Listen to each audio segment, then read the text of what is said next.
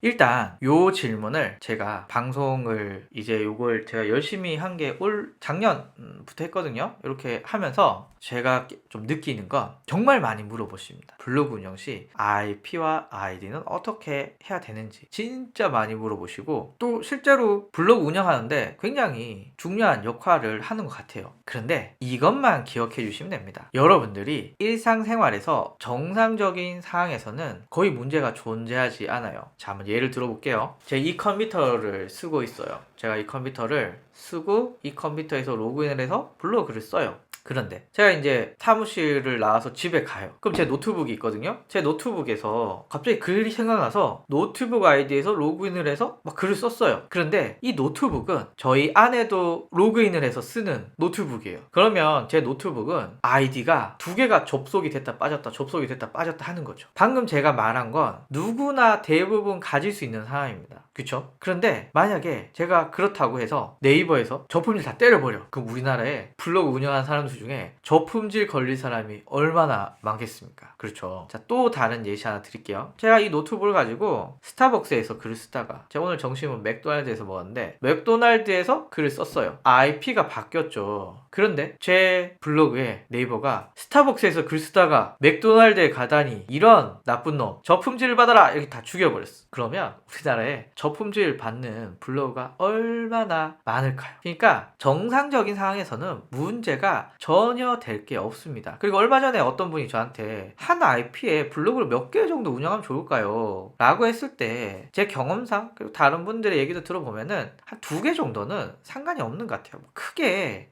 일반적인 상황이잖아요. 이게 뭐 이상한 상황도 아니고 대부분 있을 수 있는 일반적인 상황입니다. 물론 이렇게 운영하시는 분들도 있을 수 있겠죠. 절대 이 컴퓨터는 나 빼고 로그인하면 안 돼. 절대 이 컴퓨터는 이 IP 아니고 딴 데 접속하지 않을 거야. 이 컴퓨터는 무조건 이 아이디로만 로그인해야 돼. 뭐 이렇게 하실 수 있죠. 이렇게 하면 문제가 안 생길 수 있겠죠. 하지만 이렇게 안 한다고 문제가 생기냐? 그렇지는 않습니다. 앞에서 말씀드렸지만 정상적인 상황은 상관이 없어요. 자, 그러면 저한테 야, 정상적이지 않은 상황은 뭐냐? 라고 물어보신다면, 만약에 제가 서울에서 접속을 하고 있는데 약 1, 2분 후에 부산에서 IP가 떠요. 일상생활에서 쉽게 일어날 수 있습니까? 서울에서 접속했다가 갑자기 부산에서 접속을 해요. 잘 있을 수 없겠죠. 제 컴퓨터에 네이버 블로그가 10개, 20개 아이디가 로그인, 로그아웃, 로그인, 로그아웃, 로그인, 로그아웃 해요.